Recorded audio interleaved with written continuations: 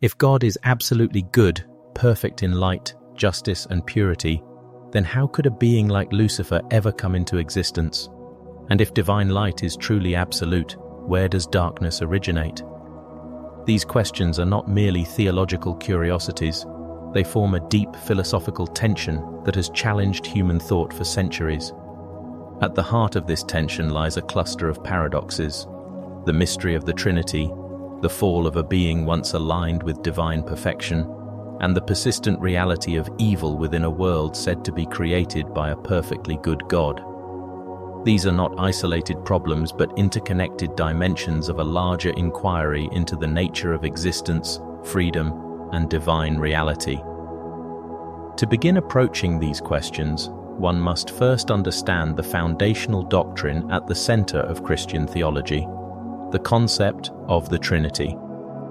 This doctrine asserts that there is only one God, yet this one God exists in three distinct persons: God the Father, God the Son, and the Holy Spirit. The Father is understood as the source or origin of all that exists, not merely in a temporal sense, but in an ontological one, as the ground of being itself. The Son, identified historically with Jesus Christ, represents the manifestation of divine love within the human world, the agent of redemption who bridges the gap between humanity and the divine. The Holy Spirit, in turn, is described as the ongoing presence and activity of God within creation, an invisible yet dynamic force that inspires, guides, and transforms the inner life of individuals. Despite these distinctions, Christian theology insists that these three are not separate gods. They are not parts of God, nor are they independent entities. Rather, they are described as being of one essence, what theologians call consubstantial and co-eternal, meaning that none precedes or is subordinate to the others in their divine nature. This formulation attempts to preserve both unity and distinction without collapsing one into the other. God is not divided, yet God is not singular in a simplistic or monolithic sense. Each person of the Trinity is fully God, not one-third of God, and yet there is only one God. Herein lies a profound epistemological and metaphysical paradox. How can something be both one and three at the same time? How can there be absolute unity alongside real distinction? From the standpoint of classical logic, this appears contradictory. Human cognition is structured to categorize, to distinguish, and to define boundaries. We understand one and many as mutually exclusive categories. Yet the doctrine of the Trinity challenges this binary framework, suggesting a mode of being that transcends ordinary conceptual limits. It proposes that unity does not necessarily exclude relational plurality, and that distinction does not necessarily imply division. This tension becomes even more complex when considering the functional differentiation within the Trinity. The Father is often associated with creation and authority, the Son with redemption and mediation, and the Spirit with presence and transformation. These roles appear distinct, almost as if they were assigned to different agents within a system. And yet, according to Orthodox theology, these are not separate operations carried out by separate beings, but unified expressions of a single divine will. The differentiation is real, but it does not fracture the unity of God's essence. At this point, a critical question emerges. Is the Trinity an actual structure within the nature of God, or is it a conceptual framework developed by humans to articulate an experience of the divine that exceeds linguistic and cognitive boundaries? In other words, are we describing reality as it truly is, or are we constructing symbolic language to approximate something inherently beyond comprehension?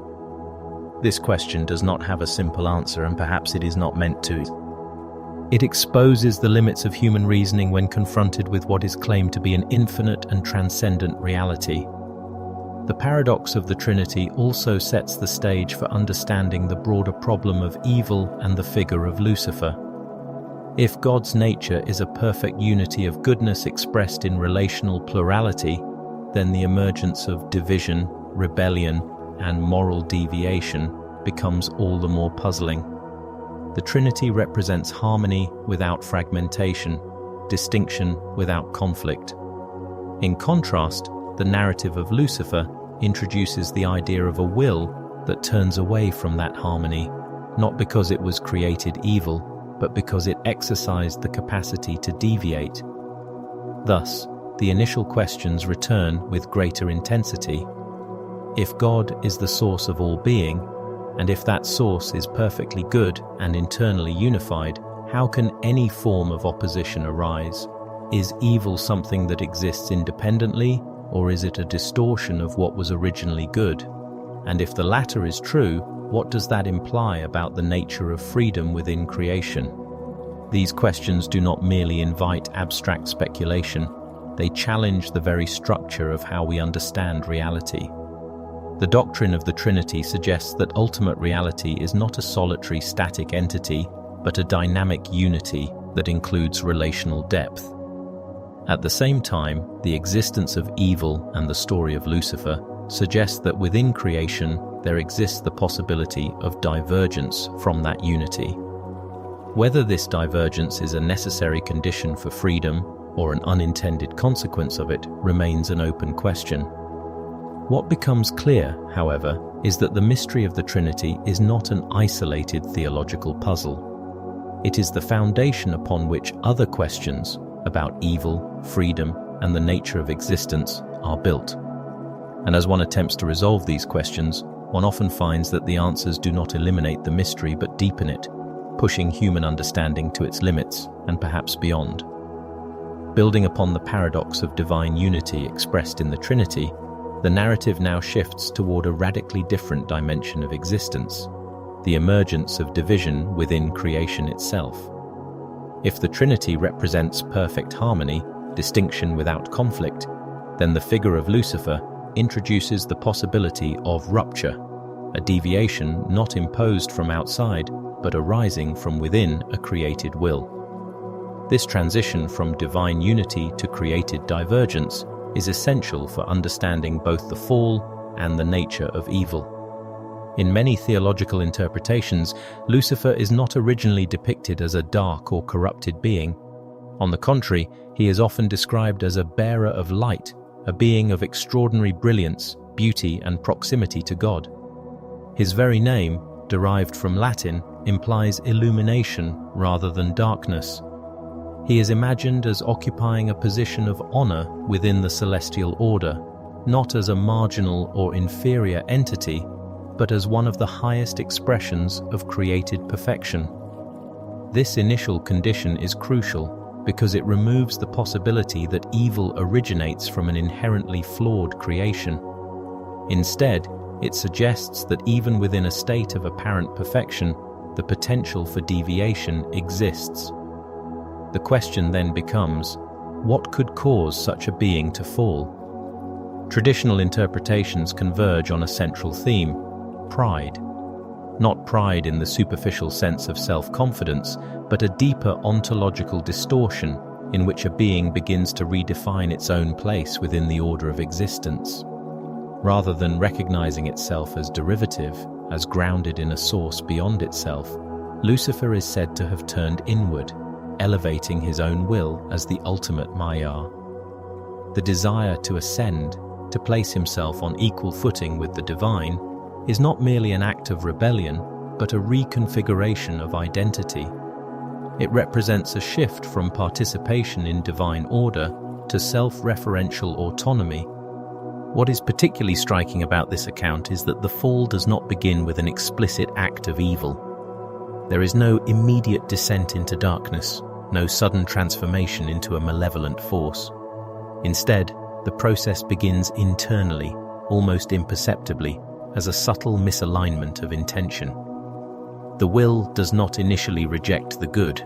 It gradually reorients itself away from its proper relation to the good. In this sense, evil is not the starting point, but the end result of a trajectory, a movement away from alignment toward distortion. This mechanism of the fall is philosophically significant. It implies that evil is not a substance or entity that enters into a being from the outside, but a condition that emerges through the misuse or misdirection of an existing capacity. Lucifer does not become evil because he was created that way, but because he exercises his freedom in a way that disrupts the original harmony. The fall, therefore, is less about punishment and more about consequence. It is the unfolding of a choice that redefines the being who makes it. From this perspective, Lucifer becomes more than a character within a narrative. He becomes a symbol. He represents the inherent risk embedded within freedom itself.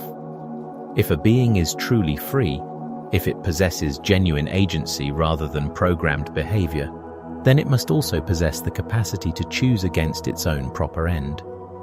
In this sense, Lucifer embodies the possibility that exists within all conscious beings, the possibility of deviation, of error, of self-exaltation that leads to fragmentation. This symbolic dimension extends beyond theology into a broader philosophical anthropology. Lucifer is not merely an external figure, but a mirror reflecting a structural feature of freedom. The same capacity that allows for love, loyalty, and moral integrity also allows for betrayal, distortion, and collapse. The difference lies not in the structure of the will itself, but in its orientation.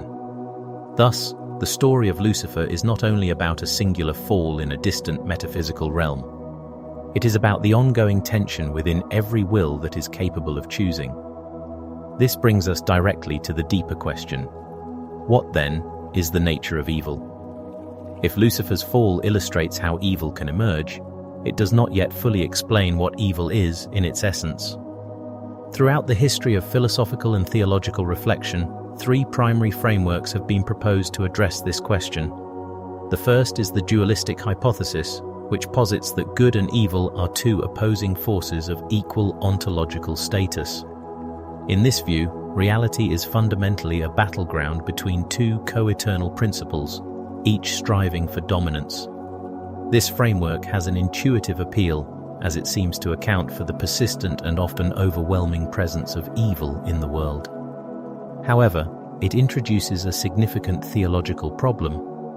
If evil is equal in status to good, then God cannot be absolutely sovereign or absolutely good. The existence of an independent evil principle would limit divine authority and undermine the very concept of a single, ultimate source of all being. For this reason, classical Christian theology has generally rejected strict dualism. The second framework offers a more nuanced approach. It suggests that evil is not an independent entity at all, but rather a privation, a lack or absence of good. Just as darkness is not a substance but the absence of light, evil is understood as the absence or distortion of goodness. In this model, everything that exists is, in its essence, good, insofar as it derives from a good creator. Evil arises not as a created thing, but as a deficiency, a falling away from the fullness of being. This perspective preserves the absolute goodness of God while providing an explanation for the presence of evil that does not require positing a rival force. It aligns closely with the earlier analysis of Lucifer's fall as a misalignment rather than an insertion of something foreign. The third framework shifts the focus toward the structure of freedom itself. According to this view, evil is an inevitable possibility within any system that includes genuine free will. If a being is capable of making meaningful choices, then it must also be capable of making wrong ones. Otherwise, its actions would not be truly free, but determined. In this sense, evil is not a goal or intention of creation, but a byproduct of the conditions that make freedom, and therefore love and moral responsibility, possible. The logic is straightforward. Where there is freedom, there is risk. Where there is risk, there is the possibility of failure. When these three frameworks are considered together, a more comprehensive picture begins to emerge. The dualistic model highlights the experiential reality of conflict, but fails to preserve divine unity. The privation model preserves divine goodness, but risks making evil seem less concrete or urgent. The freedom-based model accounts for the dynamic nature of moral existence, but raises difficult questions about why such a system would be created in the first place. Each approach captures an aspect of the problem, but none fully resolves it. What can be said with greater clarity, however, is that within the framework suggested by the narrative of Lucifer, evil is not something that was directly created as a counterpart to good. It does not exist as a mustaqil substance or force. Rather, it emerges, gradually, relationally, and conditionally, within the space opened by freedom. It is not made in the same way that light or life is made. It is generated as a consequence of deviation from an intended order. This distinction is crucial. To say that evil is created would imply that it has a positive ontological status, that it is part of the original design in a direct sense. To say that it emerges is to suggest that it arises within a system that is, at its core, good, but capable of being misused. In this light, the fall of Lucifer is not an anomaly, but a revelation of a deeper structural truth, that freedom, while necessary for meaning, inherently carries within it the possibility of its own undoing. Having traced the emergence of evil through the fall of Lucifer and examined its possible ontological status, the inquiry now arrives at what may be the most decisive layer of the entire framework: the nature of free will. Without a clear understanding of freedom, neither the fall nor the existence of evil can be meaningfully interpreted. Free will is not a peripheral concept within this system. It is the structural condition that makes both moral good and moral failure possible. At its core, free will implies that a being is not rigidly determined or programmatically constrained in its decisions. It is not a mechanism that produces predictable outputs based solely on prior inputs. Rather, it is a capacity for genuine self-determination, where multiple possible courses of action are available, and the agent has the ability to select among them. This includes, fundamentally, the capacity to choose rightly or wrongly. If only one outcome were truly possible, if a being could only ever choose what is good, then its choice would not be a choice in any meaningful sense. It would be a form of necessity disguised as agency. This dual capacity, to choose alignment or deviation, is what gives free will its depth and its danger. It is precisely because a being can choose incorrectly that choosing correctly carries moral weight. A decision has ethical significance only if its opposite was genuinely possible. In this sense, freedom introduces a branching structure into reality, where each decision point contains multiple potential trajectories. Some lead toward greater integration with the good, others lead toward fragmentation and disorder. The moral implications of this structure are profound. Without free will, the entire domain of ethics collapses.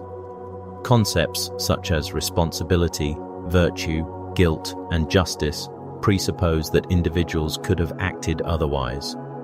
If every action were the inevitable result of prior causes, whether divine decree or deterministic processes, then praise and blame would lose their coherence. One cannot meaningfully commend a machine for functioning correctly, nor condemn it for malfunctioning if it had no capacity to do otherwise. Moral language presupposes freedom.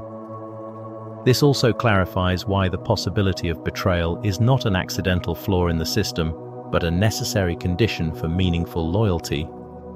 Loyalty that cannot be broken is not truly loyalty, it is simply an enforced state.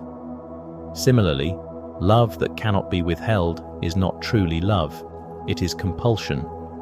For love to be authentic, it must be freely given, and therefore it must also be freely rejectable.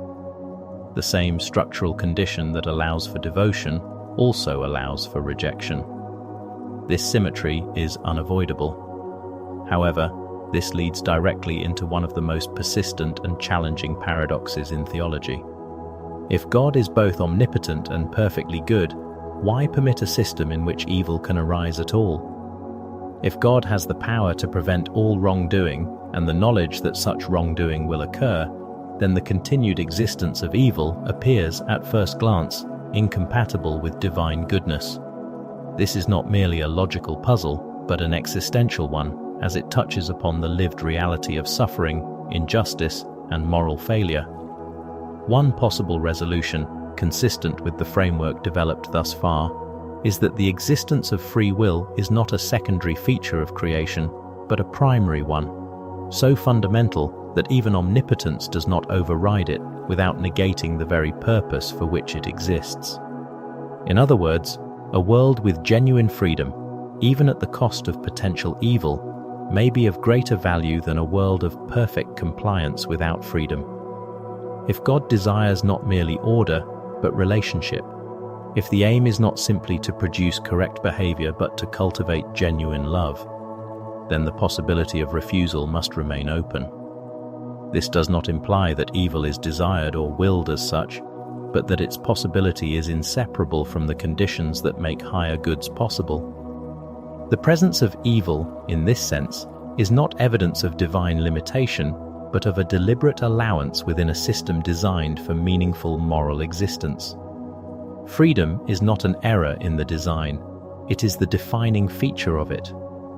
From this perspective, the conclusion becomes clearer. Free will is the necessary condition for both authentic love and meaningful faith. Love, to be real, must be chosen. Faith, to be significant, must exist in a context where doubt and denial are possible. Without the risk of deviation, there is no depth to commitment. Without the possibility of loss, there is no value in preservation. Freedom introduces vulnerability into existence, but it is precisely this vulnerability that makes higher forms of meaning attainable. When this understanding of free will is placed alongside the earlier discussions of the Trinity, Lucifer, and the nature of evil, a coherent structural pattern begins to emerge. The doctrine of the Trinity represents absolute unity at the level of divine being, a unity that is not static but relational, not fragmented but internally coherent. It is a model of harmony in which distinction does not lead to division. In contrast, the figure of Lucifer represents the fragmentation of will within creation, the moment when a being capable of participating in that harmony instead turns away from it. Evil, within this integrated framework, is not a rival substance opposing the good, nor a necessary counterpart in a dualistic struggle. It is the consequence of this turning away. It is what arises when freedom is exercised in a direction that departs from the order in which it was grounded. It has no independent foundation of its own. It is parasitic upon the good, deriving its possibility from the very structure that enables freedom. Within this system, the human being occupies a uniquely significant position. Humanity stands at the intersection of these dynamics, between divine unity and created freedom, between the potential for alignment and the risk of deviation. Unlike the abstract formulation of the Trinity or the symbolic narrative of Lucifer, human existence is the concrete arena in which these principles are lived out. Each individual embodies the tension between light and darkness, not as external forces imposed upon them, but as possibilities within their own capacity for choice. To exist as a human being, in this sense, is to inhabit a space of ongoing decision. It is to stand continually at the threshold between different orientations of the will. Every action, every intention, every commitment participates in this larger structure. One does not merely observe the tension between good and evil, one enacts it. The drama of freedom is not confined to a distant metaphysical past. It unfolds in the immediacy of lived experience. Thus, the entire system, Trinity, Lucifer, evil, and free will, can be understood as a unified field of meaning rather than a collection of isolated doctrines. The Trinity reveals the nature of ultimate reality as unified and relational. Lucifer reveals the possibility of deviation within created freedom. Evil reveals the consequence of that deviation, and the human condition reveals the ongoing relevance of all three. In the end, the question is not simply how these elements can be logically reconciled, but how they are to be lived. If freedom is real, then the responsibility it entails cannot be avoided. If the possibility of alignment with the good exists, then so does the possibility of turning away. And if both are true, then the fundamental orientation of one's will becomes the central axis around which existence unfolds. The human being, therefore, is not a passive observer of metaphysical truths, but an active participant within them, standing, at every moment, between light and darkness, and continually choosing which direction to move. As the argument unfolds toward its deepest philosophical horizon, all preceding threads, divine unity, the fall of Lucifer, the emergence of evil, and the structure of free will, begin to converge into a single, unavoidable question. It is a question that does not merely test the limits of theology, but challenges the very foundations of how meaning itself is constructed. If the possibility of falling did not exist, would love still be real? At first glance, this question may seem abstract, even speculative. Yet upon closer examination, it reveals itself as the central axis upon which the entire system turns. Love, in its most authentic sense, is not merely an emotional state or a passive condition. It is an act of will, a deliberate orientation of the self toward another. But for such an orientation to carry any genuine significance, it must arise from a context in which alternative orientations are possible. If there were no possibility of rejection, no capacity to turn away, then what appears as love would, in fact, be indistinguishable from necessity. This leads to a radical but coherent conclusion. The value of love is directly proportional to the risk of its absence. A love that cannot be lost cannot be freely chosen, and a love that is not freely chosen cannot be considered truly meaningful. The same logic applies to all higher-order values: loyalty, faithfulness, trust. Each derives its significance not merely from its presence, but from the real possibility of its negation. Loyalty matters because betrayal is possible. Truth matters because falsehood can be chosen. Integrity matters because compromise is always within reach. In this light, the capacity for falling, so often perceived as a flaw or a tragic defect, emerges as a necessary condition for the existence of value itself. Without the possibility of deviation, there can be no meaningful alignment. Without the risk of error, there can be no genuine correctness. The structure of reality, as it has been developed throughout this analysis, appears to be one in which value is not embedded in static perfection, but in dynamic tension. It is precisely the openness of the system, its exposure to divergence, that allows for the emergence of significance. This does not mean that falling is good, nor that evil is justified in itself. Rather, it means that the framework within which both good and evil can occur is one that permits the realization of higher goods that would otherwise be impossible. The existence of Lucifer, understood symbolically, is not simply a narrative about failure. It is a revelation of the cost embedded within freedom. The same freedom that allows for the ascent toward the good also allows for the descent into distortion. And without that dual possibility, the ascent itself would lose its meaning. Thus, the philosophical climax of this entire inquiry can be articulated in a single, unsettling proposition. Value exists only where loss is possible. This is not merely a theological claim, but a structural principle that applies across domains of human experience. In relationships, in ethics, in personal identity, what is most meaningful is often what is most vulnerable. The fragility of something is not a sign of its insignificance, but of its depth. What can be taken away is precisely what can be truly given. When this insight is integrated with the earlier discussions, a coherent synthesis begins to take shape. The doctrine of the Trinity reveals the ultimate ground of being as a unified, relational reality, a perfect harmony in which distinction does not lead to division. This is the ontological foundation, the level at which no conflict exists. In contrast, the narrative of Lucifer introduces the dimension of created freedom. where the possibility of divergence emerges. It is within this space that the drama of will unfolds, where alignment and deviation become real options. Evil, within this integrated vision, is not a competing force with its own independent substance. It is the shadow cast by freedom when it turns away from its source. It does not originate as a created entity, but arises as a consequence of misalignment.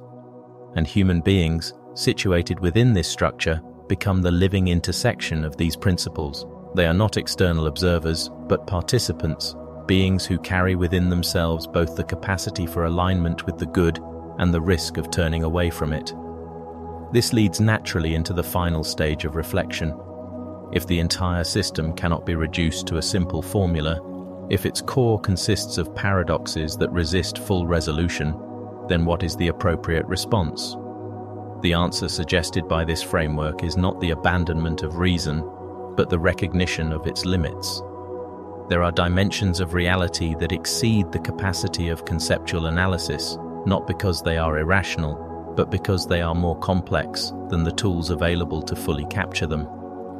The purpose of engaging with these questions, therefore, is not to eliminate mystery, but to enter into it more deeply. Understanding, in this context, is not equivalent to control. One does not solve the Trinity, nor does one resolve the problem of evil in a way that dissolves all tension. Instead, one learns to navigate a reality in which certain tensions are intrinsic and unavoidable. The role of thought is not to close every gap, but to clarify the structure of what remains open. From this perspective, faith takes on a new meaning. It is not the rejection of questions, nor the substitution of belief for inquiry. Rather, it is the capacity to continue moving forward in the presence of unresolved complexity. It is a form of trust, not blind, but reflective, that the underlying structure of reality, however difficult to fully grasp, is not arbitrary or meaningless. Faith becomes the orientation that allows one to live within mystery without collapsing into despair. In this sense, faith can be understood as a kind of light, not a light that eliminates all darkness, but one that makes it possible to move through darkness without losing direction. It does not remove the questions, it accompanies them. It does not provide exhaustive answers. It provides the stability needed to endure the absence of such answers. The paradoxes remain, but they are no longer merely obstacles. They become part of the path itself. As the entire arc of the discussion comes to a close, the key elements can be gathered into a unified summary. The Trinity points to the nature of ultimate reality as a perfect unity of being. Lucifer represents the emergence of free will within creation and the possibility of its misdirection. Evil arises not as a created substance but as a consequence of that misdirection.